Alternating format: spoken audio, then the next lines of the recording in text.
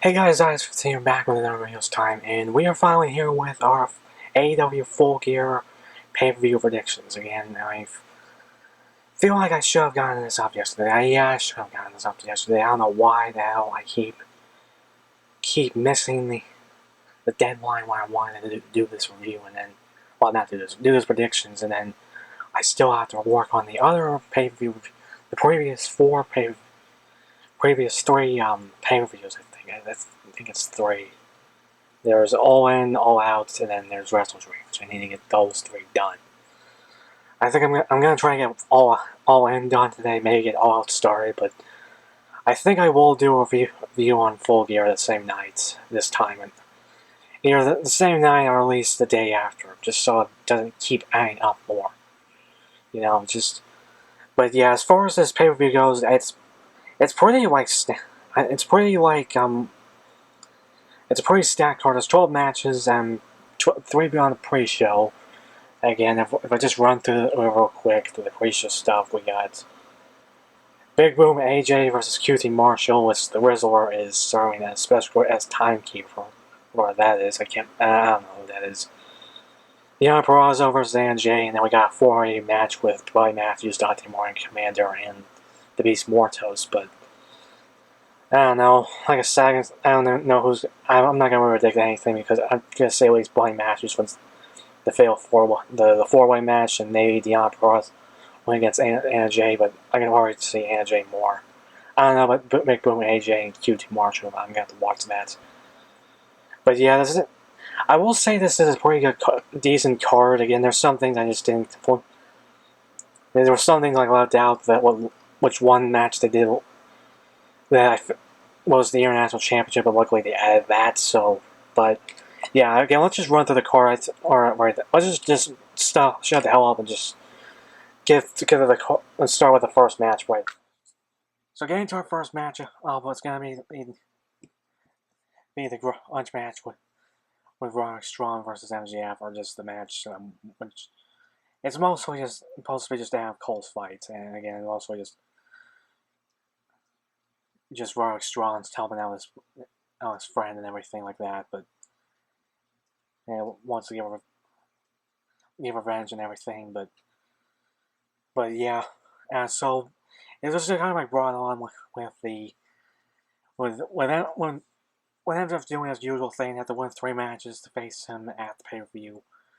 He did, and everything like that. Just it's his usual thing, and basically that did it for both Adam Cole and Roderick Strong. If they both won, it would be a 3-way, but also if they only one of them win, it would be a different story. But Roderick Strong won his 3 matches, while Adam Cole lost his last match with Casper most with things the down rain and everything. And yeah, so we're gonna be getting this match finally. It's gonna be entertaining again. Roderick Strong's always beside the backbreaker, always good on the ring and everything like that. MJF's always fun to watch. Again, he's probably the best heel in the business and everything like that. But I know it's kind of the storyline was a mess because of no. But again, it's just things changed because Adam Cole got injured and everything like that. But yeah, but as far as I think it's gonna win, I think I'm just gonna win. He's mostly just gonna win with shenanigans and everything like that, and mostly move on so we can move on into finally the actual thing, which is him versus Adam Cole. And again, if you guys did notice that I did put my first torso swapping the Finn Balor torso on Roderick Strong. Again, I just need to find out some good double joint arms so I can fully get this torso, because I don't have the top part of the torso glued and everything. But yeah, like I said, just comment down below if you guys know any good double joint arms for Roderick Strong. But yeah, MGF for the win. Now let's just move on to the next matchup. So now going to the next match, which I'm just gonna warn you now that I don't. There's a lot of these I'm just gonna use in renders because I don't have the figures yet. A lot of it is because it's exclusive, but we had the International Championship match with Konosuke Takeshita defending against Ricochet, which I was wondering where was this match at on the card, and then it was finally announced last night, and I'm guessing it was announced on social media or Rampage, and I was watching Rampage because I was watching Blue Bloods once again, and I just haven't been interested in Rampage, and I was just most and everything like that. I'm just gonna say it now, but as far as this match goes, like I said, it and I'm this one's gonna be pretty good again. It's Ricochet against Kesna again, and this match is gonna be pretty much a banger. They are. Yeah, but as far as I think it's gonna win, I kind of want Ricochet to win, but I don't. I don't think I think Takeshita only had the title for a month, and he hasn't had that many title defenses. So it just kind of comes to the point where I think that Takeshita's gonna retain, honestly. Well, and that's what I think is gonna win, and that's what I think is gonna happen. Again, it's gonna probably be shenanigans. Don Callis getting involved, all with probably the screwdriver, and again, just Don Callis filming and all just getting involved, but.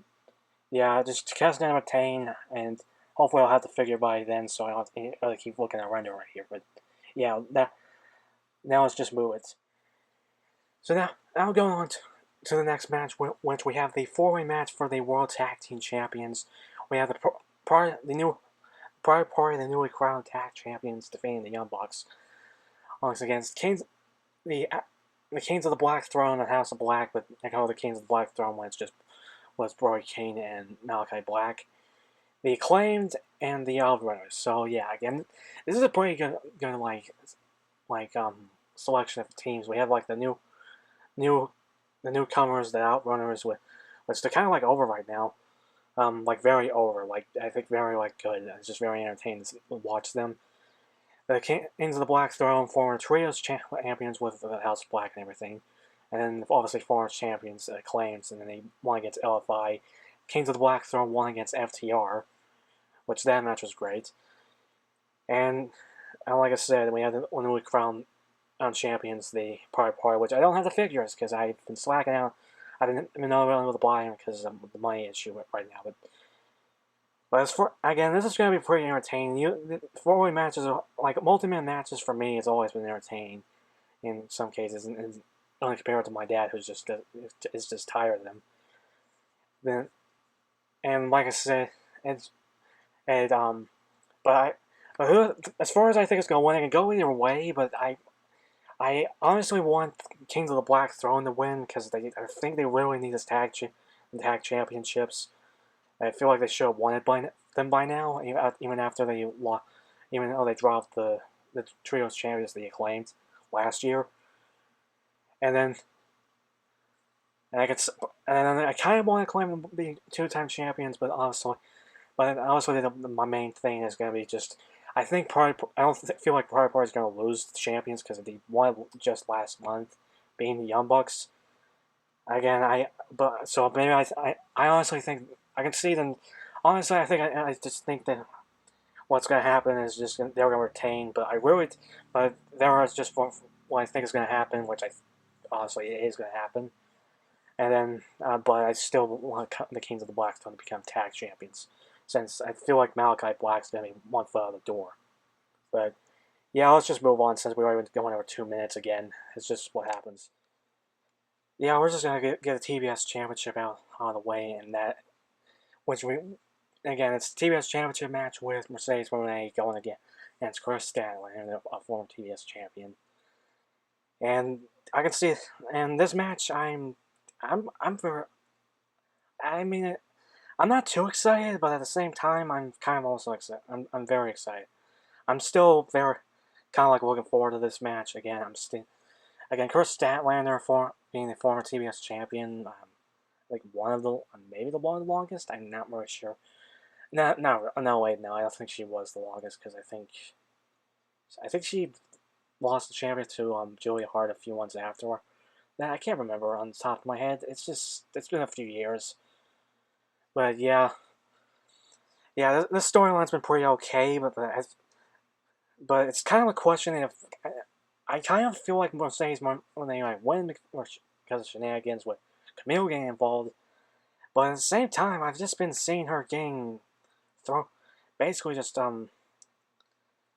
she only gets a one up on Chris Statlander with sneak attacks, and the rest of the time she just gets her ass handed to her multiple times, calling getting spear through a wall and everything. But it's just kind of hard to say, but I feel like maybe Mercedes might retain, but I feel like also this might be the end of her reign as TBS champion, and she might move on to the World Heavyweight champion. But maybe I can see Chris Downer winning, but again, it can happen in a way, like I said. And maybe I think Chris Downer might win, but I feel like Mercedes is just going to retain again. But yeah, let's just move on. So we got so now on to our next match, which finally seeing like one with two figures and render. But we got the match we all been waiting for: Swerve Strickland versus Bobby Lashley. We all knew it was going to happen since he did arrive at an AEW and attack Swerve and everything. But yeah, Bobby Lashley's first AEW pay-per-view match again since debuting, and this match is gonna be it's gonna be epic. Again, I can go on forever. It's gonna be balls at the wall. And I guess it's gonna be fire. It's gonna be good. It's gonna be great. Like I said, I can go on forever, but you kind of get the point. Now, but like I said, but as far as I think is gonna win, it's just kind of like up in the air in some cases, and it can go either way. I could see Swerve winning, but also this is Bobby Lashley's first pay-per-view match, and then plus also MGF, Sheldon Benjamin and MVP could get involved also and call Swerve the win. Again, that's kind of like one of the other things about it, as I was thinking of, and yeah. But I think it's just kind of complacent do it. Like I said, I'm just gonna think Bobby Lashley's gonna win. If Swerve wins, I won't mind that. And again, it was just who knows this rivalry is gonna end in between Swerve and Dark Syndicate, but yeah, we got that. Now let's just move it along. So next we got the TNT Championship with Jack Perry defending against and Stanley Garcia, the hot Garcia, the Red Death, whatever you want to call it, but that's pretty much the Red Death as Daniel Garcia. But yeah, this match, its build up has been crazy because again we had Jack Perry doing his usual sneak attacks, but again most of it's been, I think it's kind of like been brought down a little bit since the Young Bucks are not even are just left and not even and let the AEW defend themselves. I'd even like if the rest of the Elite just defend for themselves.